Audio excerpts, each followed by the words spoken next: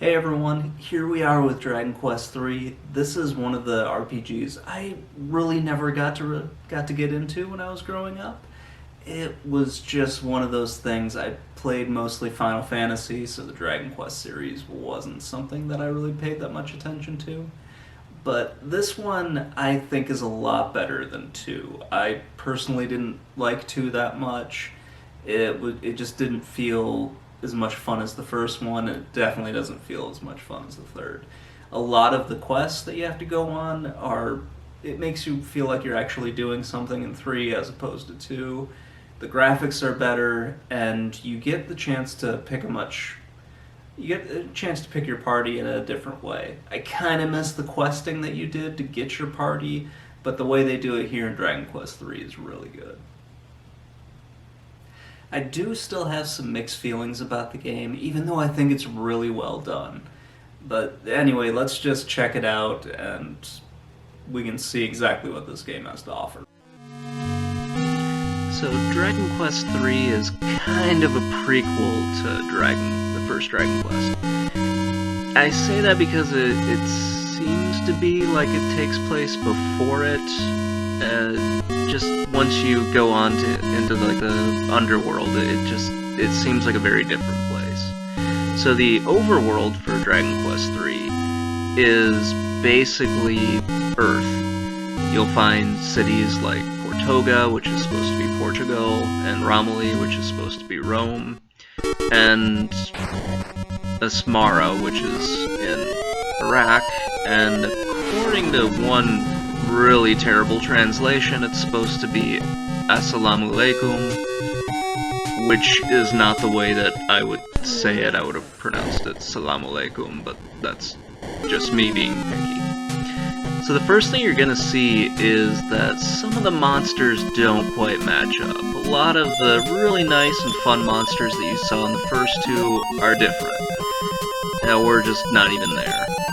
Which makes sense once you see what happens later on, and you find out, oh, this is taking place in a totally different world, and it's not the first 2 games. So let's dig a little deeper. Alright, let's see if we can get to the bottom of this. So we have the Dragon Quest illustrations here by Akira Toriyama. Let's flip ahead to Dragon Quest III here and kind of see if I was totally off my rocker. Yeah, because it's kind of weird that they didn't really copy all the same creatures. I mean, I understand they wanted to probably do something a little bit different, but it just seems a little bit weird here. So, yeah. Alright. Yeah, like, wow, okay. So it looks like, well, at least they got the mage in there, so, yeah. It really looks like they just reused the mage and the slime, and the others kind of got tossed by the wayside. Oh well, I guess it is in a different world, so that sort of makes sense. Now that we got that weird monster thing kind of sorted out at least a little bit, let me talk about the party system.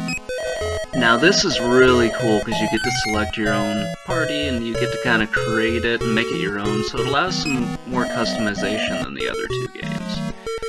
Now there is one class that you have to get, which is a merchant, and I think it's really stupid because you only need him for one part of the game. He goes off, makes a town, and then he gets arrested, but it allows you to get an item that you're going to need later. So there are puzzles in the game which work pretty well for what you need them to do. They're not overly complicated, they're fairly simple, and that's sort of what you might expect from an 8-bit RPG. Once you get into the 16 bits and so on and so forth, then they get a little bit more complicated and a little bit more fun. There is some thought that you have to put into doing these, just because if you do what I did the first time and you accidentally push one of the rocks into the water, you have to leave the room and start over. So it does add a little bit of variety to the game.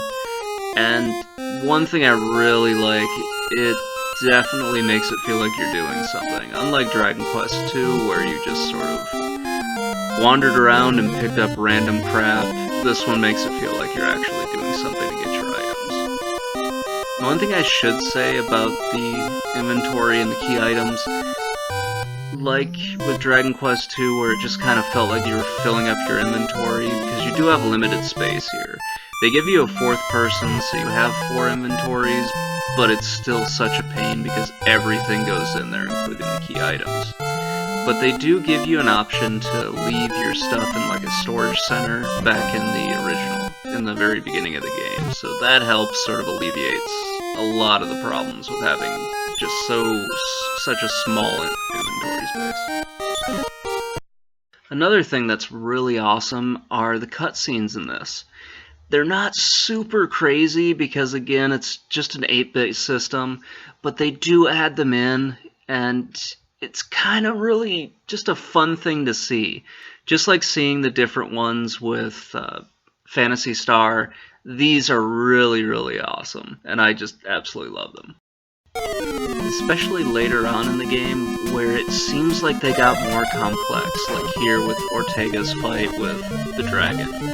Ortega is basically your dad in the game. It kind of is a shame that you have to watch him die and that he doesn't really realize who you are. Now we get onto some of the really cool parts, and those are the bosses.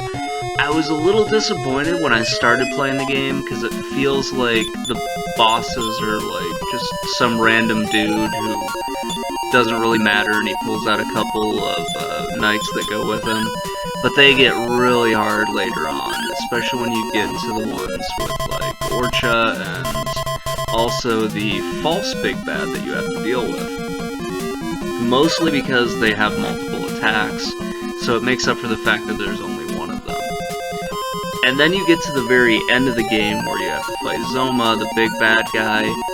After you get a false ending, when you beat Baramos the first time, and it turns out that you're just in the overworld. Zoma breaks open the earth, you get to go in, and you go to the world from Dragon Quest I. And you have to go through that and collect all the different items to go across the Rainbow Bridge to fight him. And he's a pain in the ass, that's just all I have to say. He just beat the crap out of me. Now you do have to do one cool thing, you use the Sphere of Light, and that greatly weakens him, and then it's a little bit more manageable, but it's still a long and painful boss fight, which I was definitely not prepared for. This is one of those boss fights where you just feel like you're totally overmatched, but you do have some options to fight back, especially once you get, I believe it's the Sage's Stone, where you can just keep casting a healing spell on your characters over and over again. It doesn't cost you any mana, and it seems to work pretty well. I still had a lot of trouble with this guy, but I did manage to get past him. The bosses in this are really well done once you get up to them. Once you get up to Zoma, and you have to basically fight 4 bosses in a row, which includes Zoma, it feels super overwhelming. And I do apologize if I mispronounced any of the names in this. I'm just kind of going off of what I have. This game is just so much fun. I got really frustrated and had to put down my controller a few times, but it was just one of those games I had a lot of fun playing, and I'm really glad that I played it.